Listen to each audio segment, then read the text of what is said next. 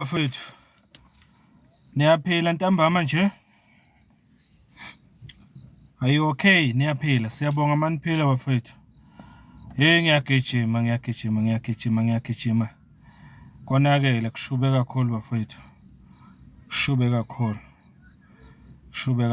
Angeke ngibe ngigeqa amagula noma ngigega noma ngibambezela. Ngifuna nje ukungena endabeni ngokusheshsha. Kate Matlala testimony. Ngicabanga ukuthi iyona ehamba phambili namhlanje kuwo wonke umuntu. Ngicathi bancane namhlanje abebebukele amanye ama-channel akhuluma mhlambe ngamanye ama-case ezinkantolo. Ngicabanga amehle iningi lethu abethe njo kwi-ad hoc committee lapha eGosi Mampuru. Hey bafethu, hayi ngeke asikhulumeni bafethu. Ngifisa nje ukuthi ngibe specific la kulo live. Ngifisa nje sikhulume specifically ngezinto uKate ayikhulume ngoformer minister uBhekicela.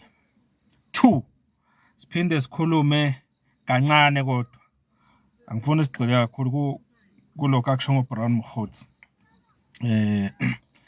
Ngifisa kakhulu sigxile kulokho kwaBhekicela. Mhlawumbe siqale ngako lokho Mkhothi ngoba kimi akusho lutho kangaka. uMkhothi nje is just umuntu mhlambe esingakhuluma ngaye nje, but ngendlela engilalele ngayo ekhuluma uKate Matlala uma ekhuluma ngoBrown Mkhothi, kukhona izinto engilonge iziphawula. Bengiqhathanisa izinto uMkhothi azikhulume kwiMadlanga Commission nezinto ezikhulunywa uKate namhlanje. Mawungathi uyalandelela even usukhumbula nezinto ezazikhulunywa uMinister Mchunu ngayo uMkhothi. Kukhona into eyiloko ivela ngoBrown Mkhothi kancane kimi. Kuloko kuvela kancane kimi ukuthi kubonakala sengathi uBrown Mkhothi empeleni mancane amathuba ukuthi uBrown Mkhothi ebesebenzela ngeqiniso uMinister Mchunu, uSenzo Mchunu. Yes, bebaxhumana ey'ntweni eningi kodwa kubonakala engazuthi nakuba uMkhothi ebesebenzela uMchunu but ebemsebenzela ey'ntweni ezimbalwa, but ngathi ey'ningi izinto abezenza uMkhothi noKate Matlala ebezenzela yena Mselufa. Kwasho ugogo wathi Mselufa. In short ngibone ngathi uBrown Mkhothi lana ebezenzela ibhizinisi through igama lababa uMchunu, kodwa okuwukuthi sometimes abemsebenzisa vele ubaba uMchunu amyuza esebenzisa ukuthi ubaba uMchunu vele uyalidinga usizo ukuze abe president. So kunezinto mhlambe uMkhothi abemhlanganisa kuzo uMchunu nabantu abafana noKate, but minimally ngendlela mina engibuka ngayo kancane, but kakhulu ngathi uMkhothi abeyingcelela nje yena imali for his own benefit lapha kuKate Matlala. That's my understanding. Njengoba ngishilo angifuni ukugxila kakhulu kuBrown Mkhothi. It's clear ukuthi uBrown Mkhothi ebesebenzela uMchunu. It's clear futhi ukuthi uBrown Mkhothi ebesebenzela yena edla imali kaKate Matlala. It's clear futhi ukuthi uKate Matlala ziningi izinto abeyikholelwa ukuthi uma esebenzisana honestly noBrown Mkhothi uzozizuza kuhulumeni noma kuMinister uMchunu. Uyayizwa leyo nto? Yileyo ndlela mina engiunderstanda ngayo lelo khona. But njengoba ngishilo angeke ngigxile kakhulu uBrown Mkhothi. Ngifuna singene kule kababa uNdosi. Ubaba uNdosi the last time aku-ad hoc committee ngicabanga ukuthi iningi lethu eMzansi laba happy ngendlela ayefluent ngakhona uNdosi, indlela ayekhuluma ngakhona nendlela ayebeka ngakhona izinto ayethi zingamaqiniso. But today into engicabanga ukuthi ithuse izwe lonke namhlanje is when uKate Matlala I think abephendula umbuzo ka lokhunjana ka honorable uMalema uma ebuza uMalema ukuthi uma ucabanga ubheka icele ngesikhathi ela kwi ad hoc committee do you believe ukuthi ubheka icele waqamba amanga efungile na? Did he lie under oath? Uthena uKate uthi uKate yes he lied. Ngani na? Uthi uKate Matlala nganika ubheka icele imali engango 500,000 rand. Yabuya ke futhi manje le ndaba ukuthi uKate Matlala wanika ubheka icele imali. Belokhu idingidwa kakhulu before uNdosi eya ku ad hoc committee. Kodwa after esevelile phambi kwe ad hoc committee uNdosi yaphinde yathuleka le ndaba. Kwakungazi ukuthi amanga.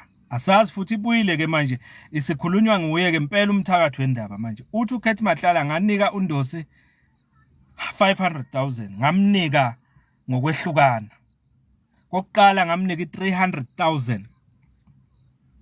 Okwesibili ngamnika 200,000. Le mali ngamnika icash. Azange ngitransfer ngebank, ngamnika icash. Ngathatha nje isikhwama ngayifaka emotweni yakhe. Kate Matlala loyo. But kunembuzwanyana ekhona ke kodwa lapho ngoba uma ethi uKate Matlala wanika uNdosi imali engango 500,000 icash. Njengoba sazi ke mfethu it's difficult. It's very difficult ukuprovide i-evidence uma ukushintshisana ngemali kube ucash kungekho ama-bank statement kunzima but i-confirms uKate Matlala uthi ngamnika 300,000 uzothi kwesinye isikhathi ngaze ngakhipha abaqaphi bami noma ama-security wami amkhapha uNdosi nomkakhe beya komunye umshado. Yayizwa leyo nto. Ene le mali le mabebuzisisa ukuthi kungani wanika uNdosi le mali ingabe wayenikwa nje nguwe noma wayeyicela. Utheni uKate uthi wayicela yena uNdosi kanje wathi uNdosi ngike ngakusiza ke ndoda kodwa awubonisi ukuappreciate usizo lwami nakanye wena ngakukhipha einkingeni. Wayesho ziphi inkinga? Kuzokhumbuleka ukuthi uKate Matlala wake wathathelwa ibhamu zakhe ngicanti kwakune raid mangaphosisi kwakhe zithathwa ubaba uDumsani Khumalo head of intelligence qosho zazi yohlolwa yonke into ukuthi zisemthethweni kanjani lezo ibhamu. So kwamphatha kabi kakhulu lokho uKate Matlala kangangokuba waze wafuna usizo. Chazile ke ukuthi usizo walithola komunye umngani wakhe wase KZN owamxhumanisa noBheki icele bawuhlangana ke eThekwini eBeverly Hills. Ukushothi kuyahambisana ke leyo meeting le wakhuluma nangaye uNdosi ukuthi vele bahlangana eBeverly Hills. Uthi ukuhlangana kwabo lapha elabadingida ke into eyiningi ngale ndaba yePKTT yokuthi iharasa noma ihlasela ubani na uKate Matlala. Siyathola ukuthi uKate Matlala ke ngesikhathi kuleyo meeting neNdosi uNdosi wathatha ifoni wafonela uKhumalo. I'm not sure ke kodwa ukuthi nguye ngempela uDumsani Khumalo kodwa wafonela uKhumalo ngokusho kukaKate ngoba uthi wayengezwa ngale ukuthi ubani lo ngempela uNdosi akhuluma naye. Kodwa uthi after esedrop icall uNdosi wathi hayi buyela eGoli ibhamu zakho zizobuyiselwa ku. Nangempela mayebuyela eGoli uKate uthi ibhamu zabuyiswa kuye. So wayeseyinkingeni eziningi ngaleso sikhathi uKate Matlala so uNdosi wamkhipha kulezo inkinga. So uNdosi ke ngokusho kwaKate manje uthi uNdosi wayesefuna lento esingathi payback time. Khokha phela ndoda nami ngakusiza yingakho kamnika imali le 300,000 waphinde later wamnika 200,000. Uyayizwa leyo nto? Asazi mina bengifuna nje sibheke leyo kakhulu ukuthi if singabeka ke manje uNdosi ngapha sibe kuKate Matlala ngapha. Ubani njengamanje ongathi wena uyamkholwa? Kimi ku difficult uyazi ngani? Njoba ngishilo ku difficult ngoba wakhokha ucash uKate Matlala.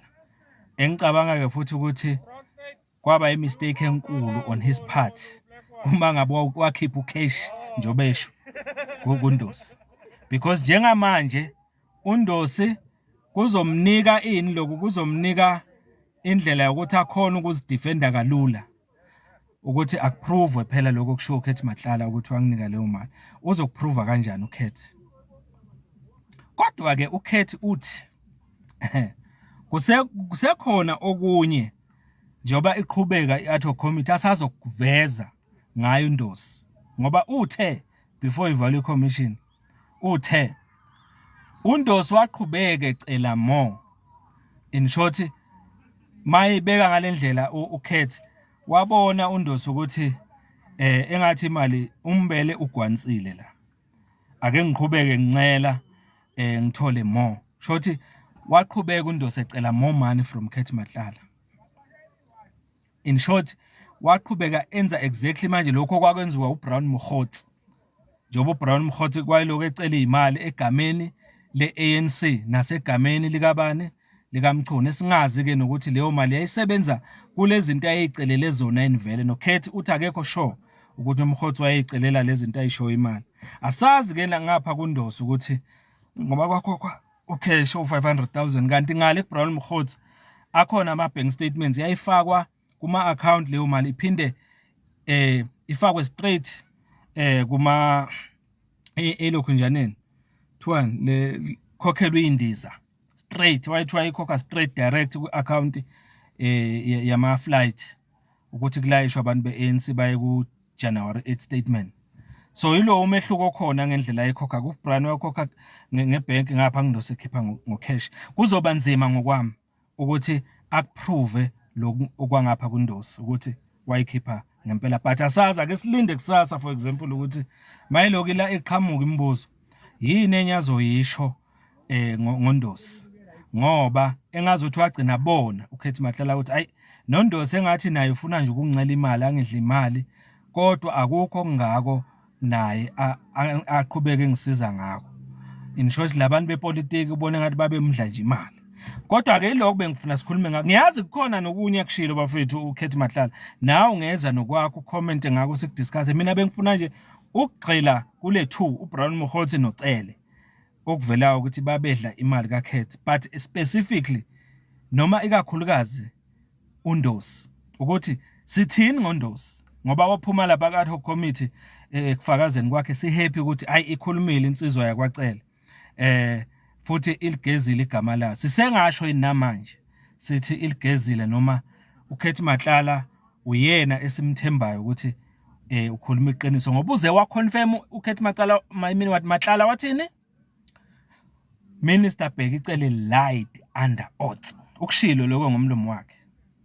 Sithini ngaloko bafethu? Akukho okuningi, iloko nje ngithi angayi ekudeni angiyibeke nje la ukuthi siyibheke indaba kaKhethi Matlala. It's interesting, kodwa njengoba ngisho nje nawe awuze nendlela oyibuka ngayo indaba kaKhethi Matlala nendlela akhulume ngayo lapha ku-ad hoc committee namhlanje.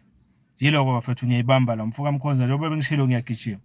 Ngifuna nje ukushiya le video la ukuthi in comment siyidiscuss siye phambili. Ngiyanibonga, niphile bafethu. Thank you so much.